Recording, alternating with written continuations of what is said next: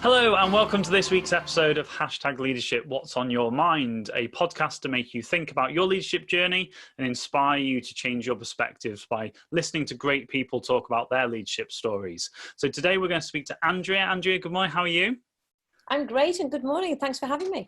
No problem at all. So I don't know a lot about Andrea's story, but I've been told to have her on the podcast, which is a great thing. I don't want to build you up too much, but we know the format. We've got 20 minutes to share your story. So to start off with, Andrew, while I start the clock, tell us a little bit about you, about your business, about where you are, and for people who don't know you. Okay, my name is Andrea Edwards. I'm living in the northwest Liverpool at the moment. I have a collection of businesses up and down the country. That goes from a coffee shop, bistro, and a bar.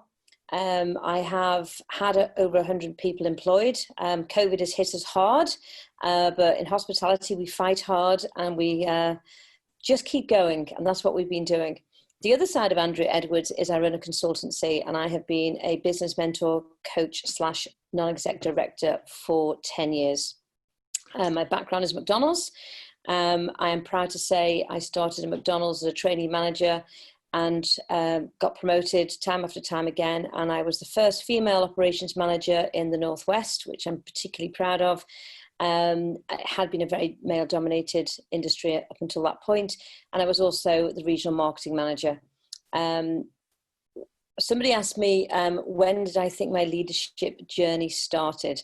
Well, in actual fact, I giggled a bit because the first thing I ever remember leading was a bunch of girls on a holiday when we were 19 in a caravan. We were 19 and there was 8 of us, and I had the key. I told everyone what time they had to be in, what time they could go out, how much food we had and how much money we had. And that makes me giggle that even at that point, I could see there was a value in making sure we all stuck together and got the best out of our holidays we could. So that's my first ever memory of leading a group of people, and it was a bit of an adventure. Yeah, fab. So where do you think that came from?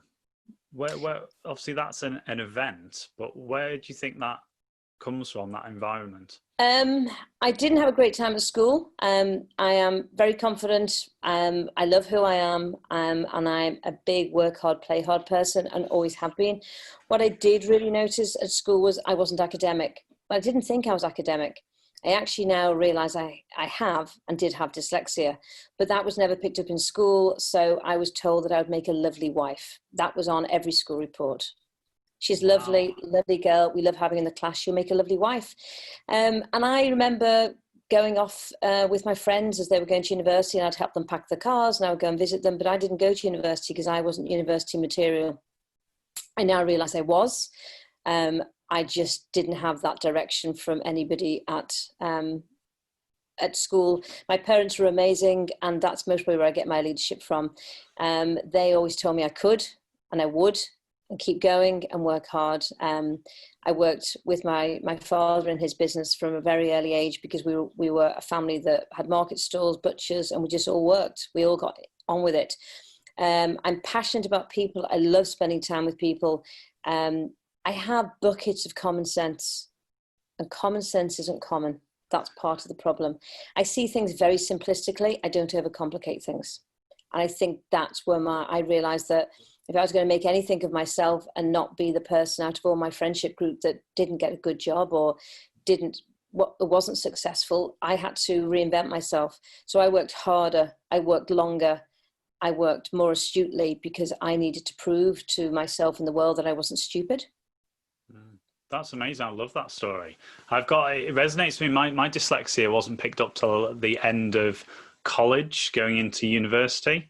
So, and again, I totally understand and see the transferable skills and what you have to go out there and do, rather than letting that label be put on you. So I love that. So thank you very much for sharing that. So tell me about then moving into your employment. And obviously, I know McDonald's have got a great reputation for developing within. And the training that they have. Was there anything before McDonald's, or what was that journey in the early years like? Yeah, I love school. Don't get me wrong. I had a great time at school. I had a great friendship group. I've always been a gatherer of people around me. I continue doing that now. And I then went to college. I went to catering college and got all my qualifications, because at that point I just thought I could just about do that, because I didn't think I had the ability to do anything more, because that's what I've been told. And I thrived, and I was top of the class, and I was I can't say I was teacher's pet, but I very much was different than most people in that class, and I came out of there with big visions and big ideas. I then went to live in America for a couple of years. Not many people know this about me, but my next door neighbor was Olivia Newton-John. Wow. I had the best time with a family there who were absolutely wonderful. I was a nanny. I didn't really know how to be a nanny. So I just went there and became me. And they kept saying to me, "Is this what an English nanny does?" And I go, "Yes, this is what an English nanny does." I didn't know how to be a nanny, but I just did it. And again, great relationship, massively built my confidence, met so many people on that journey of living in America. And when I came back, my dad actually said to me, "You need to get yourself a job, and a proper job." And I started working for McDonald's as a trainee manager. I think my dad thought I was going to be flipping burgers for my whole life, and that's not a bad thing if that's what you choose to do. But I went in there and I could just see this very simple path, and I just got promoted after promotion after promotion after promotion, because I cared about people. I cared about output. I cared about learning how to run a business. I love figures, so I'm very analytical. I can see a pattern in a spreadsheet in a second. I can pick a figure out. I can hold a figure. So one of the things that all the team that work with me was, how do you remember all that stuff? I can remember what sales we took on a site mid-January. So my memory is very retentive for figures. And that helped me grow through McDonald's very quickly, because I could analyze stuff, and that's what they taught us to do. I little things like we had to go and do applied equipment courses at the time. It was all blokes, and I was the only girl on the course, and I was determined that I would pass this course. But I didn't just pass it, I came first, because every night I was back in my hotel room with my husband on the phone, who was an engineer, teaching me how to understand fridges and refrigeration and airflows. Because you know what? Sometimes you just have to work harder to prove yourself, and that's what I did. Yeah, do you know, there's a couple of threads coming through how you're talking there about putting the work in and showing up and turning up, and also the thread of caring about people and that communication. It's so important, isn't it? Having the link between both. Yeah, I'm actually passionate, and I know people overuse this, but I'm passionate about the people I work with the team members. I'm absolutely thrilled when we promote to somebody and we see somebody grow. One of my best moments in my adult working life was watching my area manager get an award for Employee of the Year, and that was the MIB Awards in Liverpool. I was very tearful, and I stood there clapping. I wasn't getting the award, she was getting the award, but that to me was the pinnacle of my leadership skills, that somebody who had worked for me, started with me as an assistant manager, worked the way up to area manager, was now being recognised outside of our own organisation for the works that she's done. They're the things I'm really proud of. Yeah, they said that empowering and seeing the impact that you can have on people. And I think it's quite interesting when people have that barrier sometimes about having that. The more we level up the people around us and in our teams, ultimately that's going to level you up as well. And then some. Yeah. I mean, my philosophy is if people around me can grow, surpass my knowledge in an area, I don't need to be an expert in that area, but I need experts around me in those areas. And I work with so many clients now, and I've had the privilege of working with architects, web designers, exporters, importers, gallery owners, outside catering companies. So from a coaching point of view or a mentoring point of view, the discipline of their industry doesn't affect what I do. I still apply process and systems in the business, but the first thing I do is the foundations of people. Yeah. What have they got in place for the people? Because they're only going to be successful in business through their people. So I deliver something called My People to Profit Chain. To get sustainable profitability, you do it through people. And there's certain things that you have to do to achieve that. I use one other principle in all my businesses and also all my clients' businesses, and that's the FISH principle. I don't know if you've heard that, but that is play. You've got to have some fun along the way. Yeah. Otherwise it becomes just too much. Make their day. That's the customer. So I have two customers. I have my internal customer, which is the employee, and I have my external customer. I believe get the internal customer on page, training them, helping them, supporting them, paying them correctly. They will make sure your external customer is then satisfied. So a lot of people say focus on your external customer. I don't. It's the other way around. Be there, which is about being present. So many of us, particularly as people grow businesses, don't have enough time for their staff. They're on their mobile phone, or they're reading an email while they're doing something else. If you choose to have an appointment with somebody and spend time with someone, respect their time and be there. And the other one is every day, choose your attitude. I don't always have great days. I don't always have great hours. But you don't want to know I've had a bad hour before this, so you choose your attitude that you want to display to the world. And one new one, which is not a fish principle, but I have embraced since COVID. We are recording this sort of as we're coming out of COVID.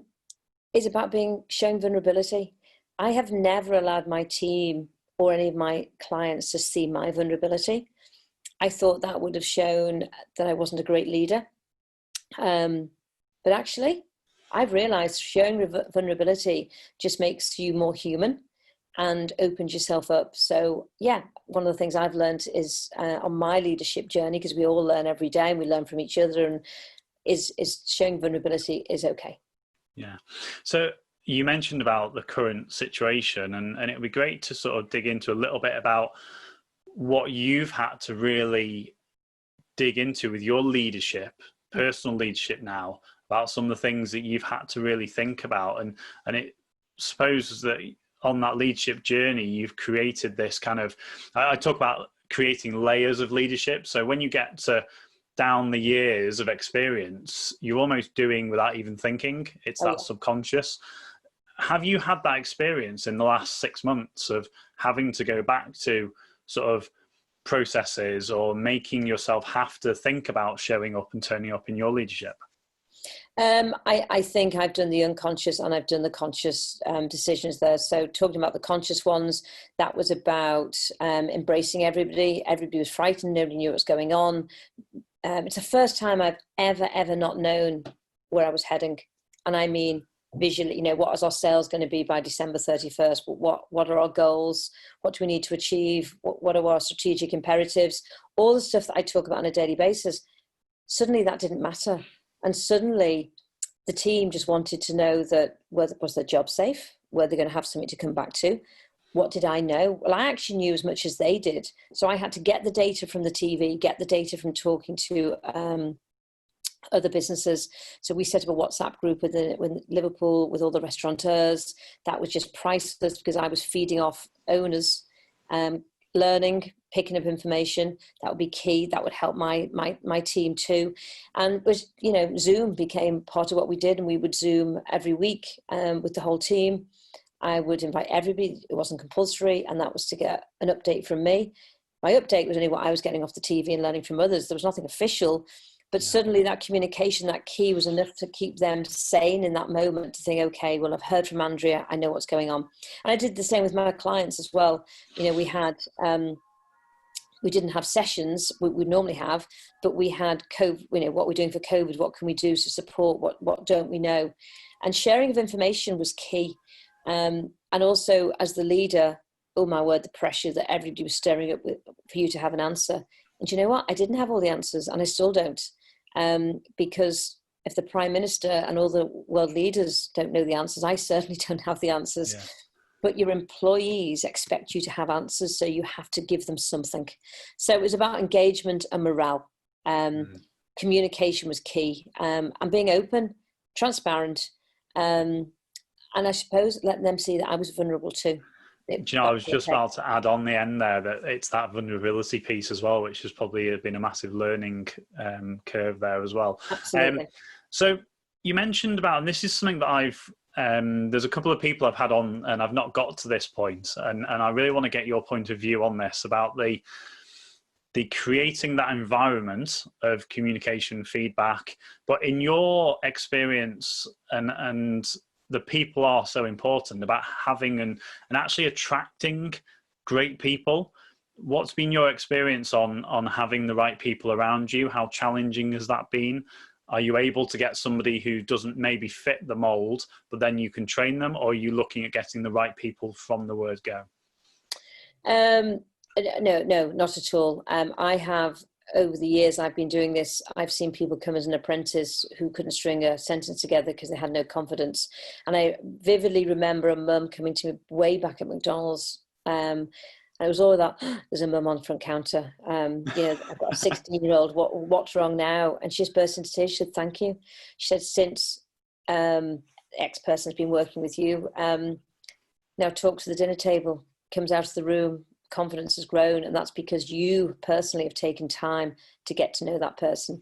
I actually was on a networking meeting recently, and there was somebody that used to work for me 25 years ago, and this is one of those things that I feel bad that I'm that old that I can say I had something 25 years ago, but and they just started talking. So I see we've got Andrea Edwards on the call today. Can I just say, I can remember what car she drove, I can remember what she used to say to me.